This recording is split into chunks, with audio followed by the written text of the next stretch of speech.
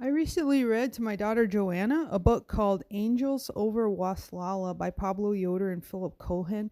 This book has something special that I don't often see or hear in this day and age, and it's a modern story. It's about a family who lived in Costa Rica, and in the mid 1990s, they felt like God wanted them to start a church plant in Nicaragua.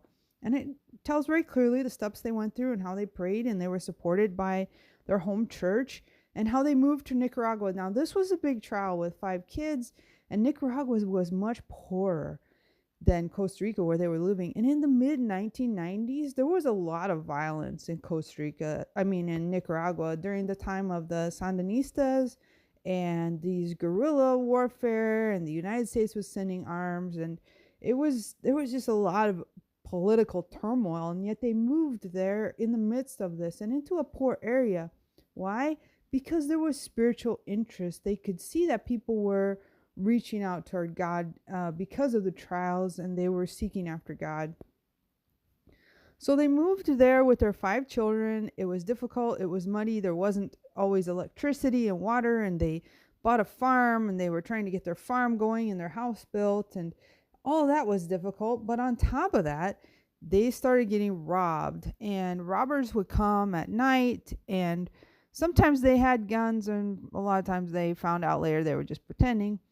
And these were Mennonites, and they did not fight back. They let everybody know they weren't going to take sides politically.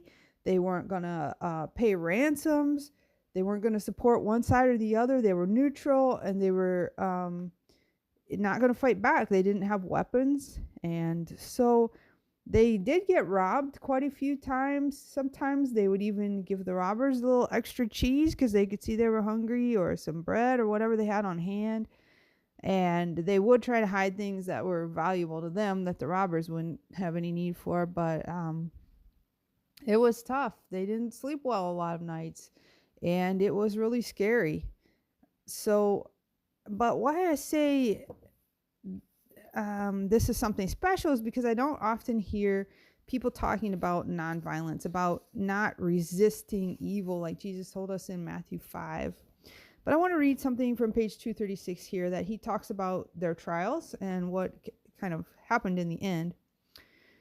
I'm quoting, "I don't know of anything that could have drawn us closer to the Nationals. No, we didn't live all the way down on their level economically, nor were we the same in many other things. But in this, we drank from the same cup of woe that they had drunk from for years. We drank deeply, yet we stayed. We loved them and their country, and we were faithful to their God. We felt their struggle, and they felt ours. They stood behind us and praised God only.